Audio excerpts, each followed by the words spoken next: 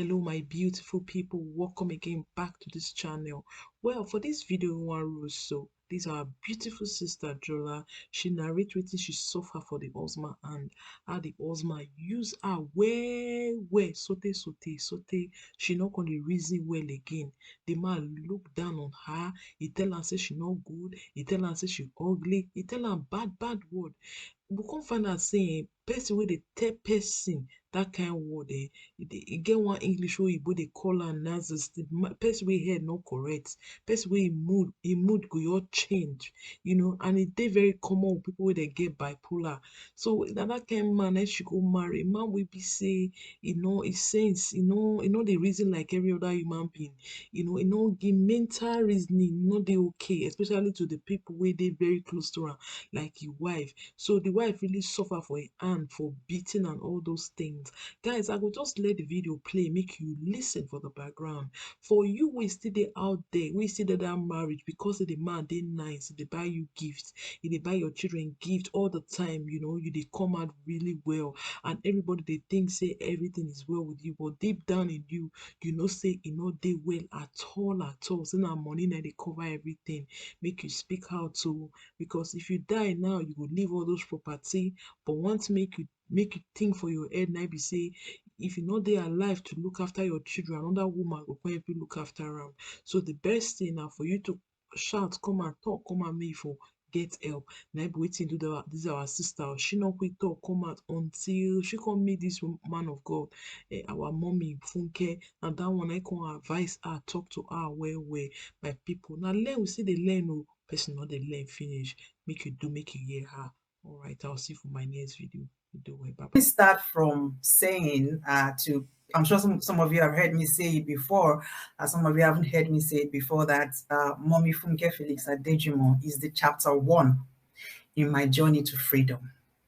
Okay, I'm going to get to that a little bit earlier on. I shall share my story, but I stand before God in gratitude for her life, because if not for her audacity, obedience to God, our boldness, I know I wouldn't be alive today. Sorry, I'm getting a little bit emotional, but I'm just really grateful, ma. Thank you so much. Wow. So I went through domestic violence and abuse for 16 years. I was laughing when Praise was saying that some people are pastor's wife, and if the pastor's wife come and tell you that they are going through abuse, you'd be like, oh no, how can that be? And then sometimes with everything that is attached to it. But that was my story. The person that abused me was a pastor, and for a long time I felt I didn't even know that it was abuse, because there's a way you excuse people's bad behavior. You just kind of feel that, okay, he's a pastor, anything he's doing, there's a reason why he's doing it. It must be right. It must be me that is wrong. And I carried that notion for such a long time. And I remember the very first time that, because I was married to a narcissist, and I went through every kind of abuse that you can think of. So whether it was physical abuse, I experienced it. Whether it was emotional abuse, I experienced it. Verbal abuse, I experienced it. Psychological abuse, I experienced it. Financial abuse, I experienced it. And I dare to say, even sexual abuse, I experienced it. So for me, the very first time I experienced physical abuse, I remember I was pregnant with my second child. And I had given this person food, I think I must have been about 5 or 6 months pregnant. So I'd given him food, and for whatever reason, he wasn't happy with the food. So he breaks the plate on the floor, and then he gives me a big slap. I was shocked. I was like, what is going on? Because I grew up in a home where I've never heard my parents raise their voice at each other. Like, I'm not even saying call each other names or anything. They have never raised their voice at each other. I know they do have disagreements, and we know that once they enter their room and they lock the door, they are going to sort something out. So for me, I was like, what is going on? So I ran out of the house and I called a pastor. Okay. And I told this person everything, what had happened, and it was like, oh, he's sorry, I should just go back to the house. I was going to talk to him and everything. And, I was naive. I was young. I didn't know better. I didn't know anything. And because by this time, I didn't have people around me. So got married in September in Nigeria. I got married July in Nigeria. September I was in the UK, and I was all alone. I didn't have family or anybody around me. So this person said, oh, don't worry, I will talk to him. And that was how it all started. And every time there was an incident, every time something happened, because he had told me, anything that goes on in this house, you don't talk to anybody else, you only share with this one person. And this one person, who is a big pastor, will always tell me, don't worry, just pray. We'll sit down and do counseling all day. We will just talk and talk and talk and talk, and nothing changed. In fact, things aggravated. And that's why I came to the phrase that I normally say, that abuse tolerated becomes aggravated. I remember there was a day we were in the car, and there was something happened. There was a disagreement, and it just packed all of a sudden, and he asked me to get out of the car.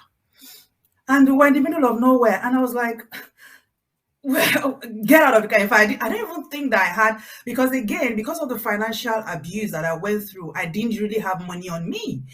I studied accounting. I had a master's in financial decision analysis. I was going to take my professional exam. This man said, no, you don't need to write any professional exam. You will not need it because you're going to be working with me in the church. My dad was not even happy with me for a long time. That why would you go to school, do all of this, and then you're not building a career? But it convinced me that I didn't need to build any career. I was automatically going to work with him in the ministry. And I remember I'd go back to the story of when I was in the car on one occasion where I sort of said, I want to go and look for a job. I want to get a job. I don't want to do this again. He said, if I refuse to work with him, he will beat me up and send me to my father, and my father will not recognize me again. And it was at that point that I thought, okay, this is really serious. So on that incident, when he said, get out of the car, because I sort of know the sequence, how things happen. So he will say, do something, because narcissists kind of make everything about themselves. So is either my way or the highway. If you cannot obey me, he said things to me like, if you cannot obey my instructions, then get out of my life.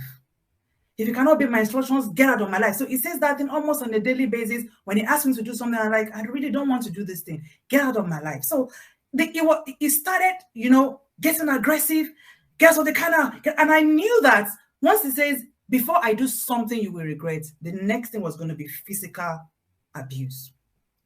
The 3 children were at the back of the car. So I felt, because I tried to protect him, I didn't want the children to see him, abusing me and doing those things. So I felt, okay, I know the next thing is going to be, I will be hit, and I don't want my children to see it. So I got out of the car in the middle of nowhere. And mommy, I walked back home because I did not have any money on me to even take a taxi. And the distance that I must have walked back home was about an hour or more. And those things over time, anytime I speak to this man, this pastor that was the only person I could talk to, it will just be the same thing. Well, it's a difficult marriage. You guys, you need to keep praying more. He will tell me I need to be more submissive, because when we are called to his office to talk, my abuser will say, well, she doesn't respect me. She's very disrespectful. This one, that one, that one. And I'll be like, okay, I tried. There was a time that when I wanted to serve him his food, I would kneel down, mama. And when I tell people, they just laugh, are you serious? I would kneel down to give him his food, because I thought, okay, let me just keep doing all sorts to just respect him, his respect that I wanted, but it was never enough. And I remember the day that I think that I had the worst, physical assault in my life was, we were in the room, something had happened, and he said, get out of the room. And I felt, normally I would leave, because after a point, I became like a zombie. Anything he says, I would do. And I said, I don't know what happened to me that day. I just kind of felt, I'm not leaving. If you're upset, you have a problem, then you leave, because this is our room after all, at the end of the day. So he started getting aggravated. He was shouting. I was like, before I do something, what are you going to do? I thought it was only the two of us that was there anyway. So what are you going to do? So I was very adamant that day. I refused to obey him to get out of the room. And he got up, removed his belt, and he beats me and beats me and beats me and beats me. I went to my wardrobe, tried to start taking my things out, because I think at that point in time I've heard, okay, if somebody's beating you, don't leave. And then he came to where I was, said, you want to leave? I'll help you pack. He started kicking me, started...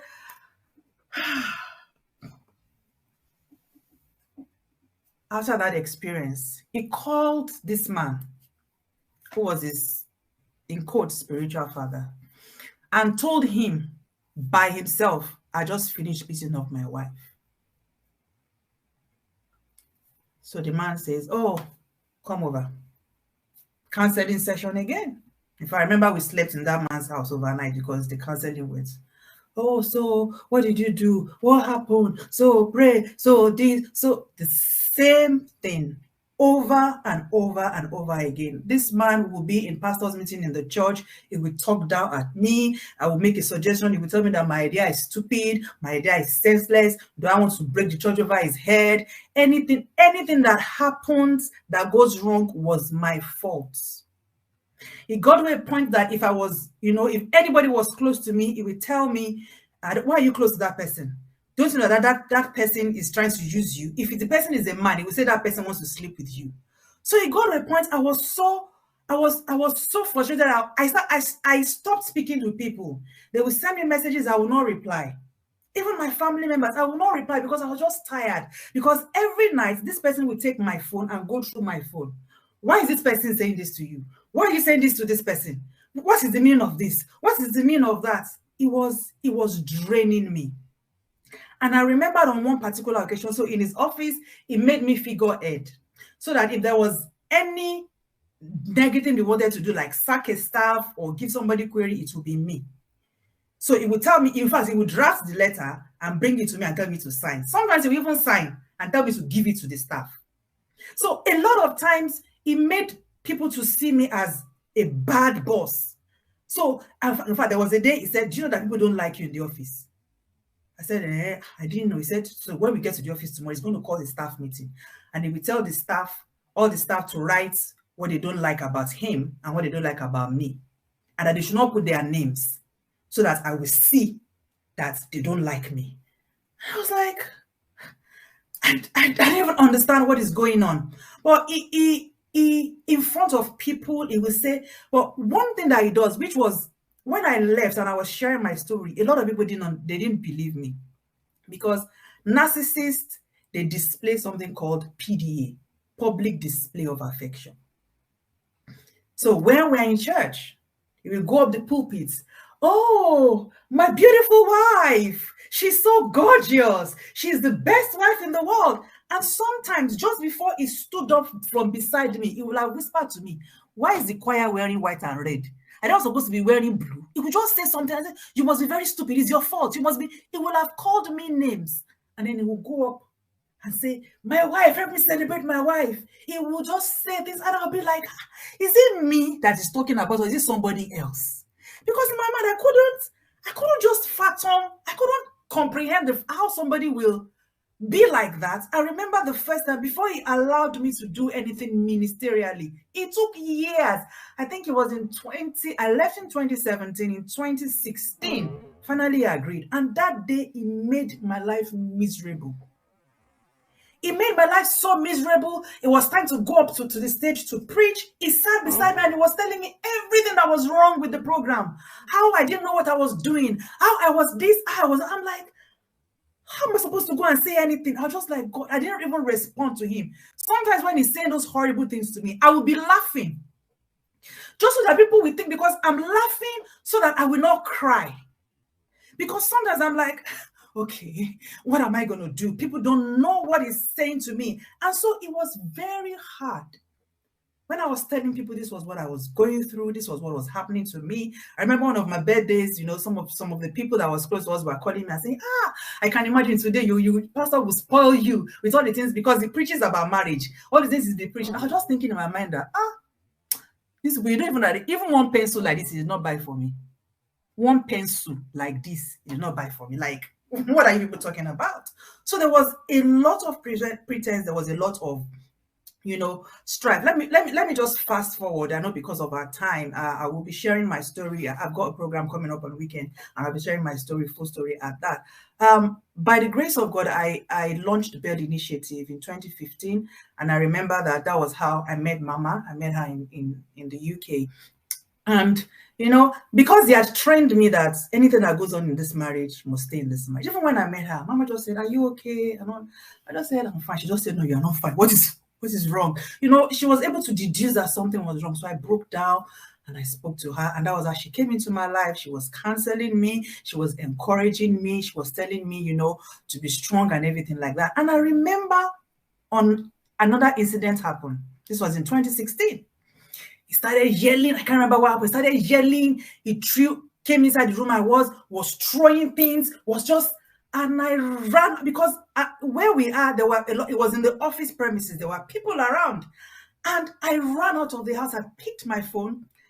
I think it was just God that made that thing happen that day, because I first of all called the man that I said, "This is the only person you can speak to." That person didn't pick his call. And I called Reverend Funke Adejumo. I said, "Mommy, this is what is going on. I'm scared. I don't know what's going to happen." Mommy was upset. She said, "Is your daddy still alive?" I said, "Yes, ma." She said, "Give me your daddy's number." And for the first time, my dad, Reverend Funke, called my dad and told my dad, "If you want your daughter alive, go and remove her from that marriage." And that was the first time my father knew about 16 years of abuse. And my dad was like, "Why haven't you told us anything? Why have you kept quiet?" And I said, "I felt I failed you. I felt I'm the first daughter. How can I come and tell you that my marriage is not working? My younger ones are looking up to me." I felt ashamed. I felt I'd failed. And my dad said, "No, no, start coming home now." I tried to take my kids with me that day. He wasn't allowing them to follow me. My dad was just calling me like, "Be coming." I said, "He's not allowing me to bring." He said, "Just be coming." I got to my house, my parents welcomed me and all of that, talked about everything. And let me just say this, that my dad is an Anglican reverend. He's those of you that know Scripture Union, that was my background. My dad was an executive in the Scripture Union. So he's not the kind of person that would say, "Leave your marriage." Is the kind of person that, "Oh, being in marriage, your marriage should work and everything." But my dad is not even just say, "Let me think, what is going on?" No, no, no, no, no, no, no. Come. And my dad says something till tomorrow. He says, "I'd rather have a divorced daughter than have a dead daughter." I remember that 2016, he came with his family. They came to beg. He's sorry. He's not going to do it again. Blah, blah, blah, blah, blah. I went back, which is why, when people are blaming victims now, I say, you don't understand what's going on in their mind. Just be patient with them. I went back, and I knew that I shouldn't have gone back then, but I went back. But since that time, I really celebrate my dad. Dad, if you're watching, I love you. And Mommy, I thank you for defying religion, society, and culture, and fighting for the life of your daughter. Because I remember what they keep, Mommy, my dad keeps saying, Reverend Funke told us that the covenant of life is superior to the covenant of marriage. He just kept saying that thing over and over and over again. I went back and I thought, oh, okay, things will change. But things did not change. There was still all the abuse. There was still all the verbal abuse. There was still incidents of physical abuse after that. There was still a lot of shaming me in public, humiliating me in public. Financially, I had to go to him. It was the everything, the financier, the everything. If anything, I had to go and beg him and say, "I need this money, I need this, that, I need this, I need that." It was just a mess. And so I remember that he used to go when we go shopping. He will when I want to buy clothes, when we were living together in the UK, he will buy oversized clothes for me. I was naive. I didn't even know what was going on. In fact, until I met Reverend Funke Adejumo, I didn't know that I was being abused. I didn't know the word. I didn't know that word existed. I didn't know what it meant. So I went back, and then so my dad was always calling me, "How are you? What's going on? Are you?" And just trying to encourage me and support me. And then it got to a point, an incident happened. in 2017. We were having a rally or something. It was having a conference in this church, and we were walking there. So we had this T-shirt that was made for, when they made the customized T-shirts. I had that T-shirt on with a joggers, because it was supposed to be a prayer walk or something like that.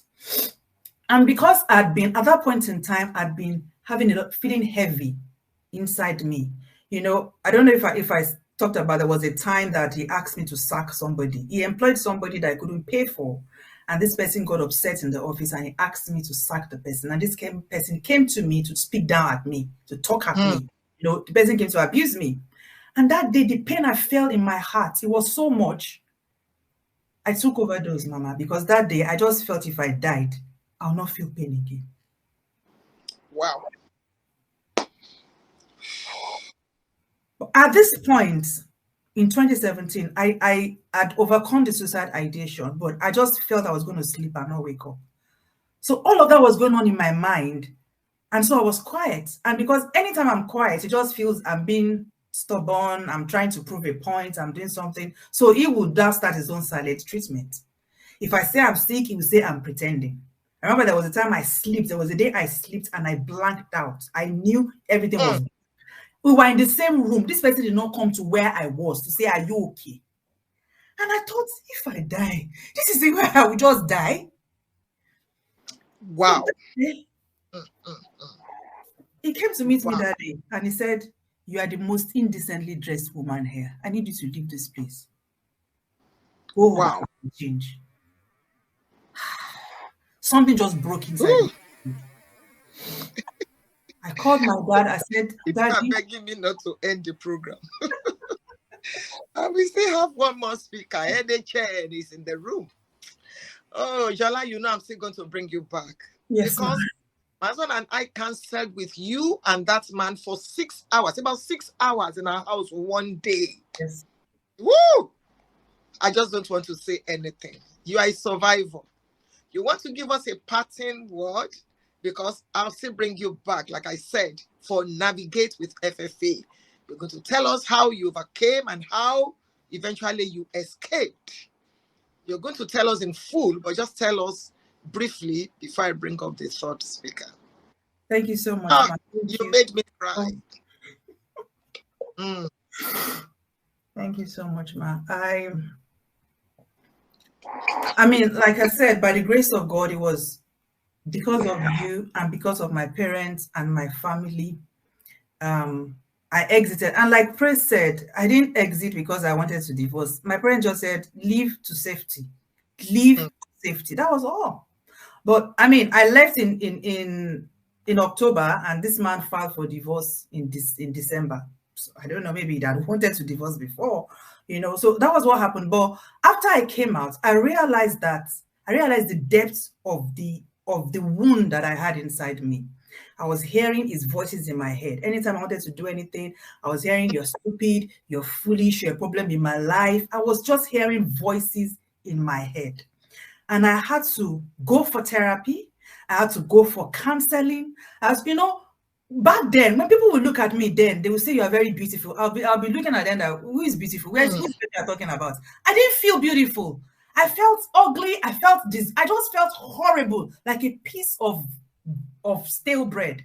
So I had to go and I started counseling. I sat myself down. I asked God questions. I was angry. I was upset with God. I said, God, I mean, I tried. I know that my righteousness is like filthy rags, but I did try. Why did I go through this? And I was able to. So, I mean, like I said, when I will be able to share, because I've been able to glean a lot of lessons. There's something I called rise from abuse. How to rise, out of a traumatic situation that you've been through. Where the first one, which I'll quickly share in 2-3 minutes, is reconcile with your reality. Because nobody gets married and say, I want the man I'm married to be. As girls, we all have that, and we lived happily ever after. So sometimes when we're in that situation, we are telling ourselves, it didn't happen. So I have to tell myself, okay, yes, it happened to me. It happened. Yes, I was abused. The marriage did not work. And it was because I reconciled with my situation, and I told myself, I'm not the marriage failed, but I'm not a failure. So I was able to reconcile with what had happened to me. And then I started investigating. That's the I. Okay, so what happened? How did this happen? You know, and I realized that when I told my parents about the person I wanted to marry, my dad said, I don't like that man. He did not know why. But because he felt, as my first daughter, I want her to be happy, he allowed me to go ahead with it. So I said, so next time, listen, if they tell you something, don't be saying, he's a pastor, he's a pastor. I just mean he's a pastor, he cannot do anything wrong. So I investigated. I realized that there was a lot of rush. So next time I know what to do, I'll be able to tell people, don't do this, don't do that. And then I started rediscovering myself. Who am I? I did not know who I was. My self-esteem was gone. I was just like a nobody, a nothing. I started rediscovering myself. I engaged coaches, I engaged therapists to help me, counselors. I went through a process, you know, to help me to be able to find me and be able to live the kind of life I wanted to live. And then my environment, that's the last thing. I had to just check my environment, like, okay, who are the people in my circle? Because mommy, you will not believe that after I'd left, about 2 years or 1.5 years I had left, this pastor, that pastor that I said I could only speak to, called me one day and he said, Jola, I still believe your marriage can work. You know, and I said, excuse me, sir, I have a question to ask you, sir. I said, I called the name of his daughter. I said, if I was your daughter, sir, you know everything that has happened. From the first time he slapped me when I was pregnant with my 17-year-old daughter, up until today, you know everything. Please, sir, what counsel will you give me if I was your daughter? Guess what he said to me, Mama? He said, let's leave my daughter out of this. Oh, really? Yes, ma'am. Since that day, I just like, okay, this is it. You are definitely coming back. You still have a lot to share with us. We're going to pieces everything. Rise, investigate, discover yourself, and then the environment.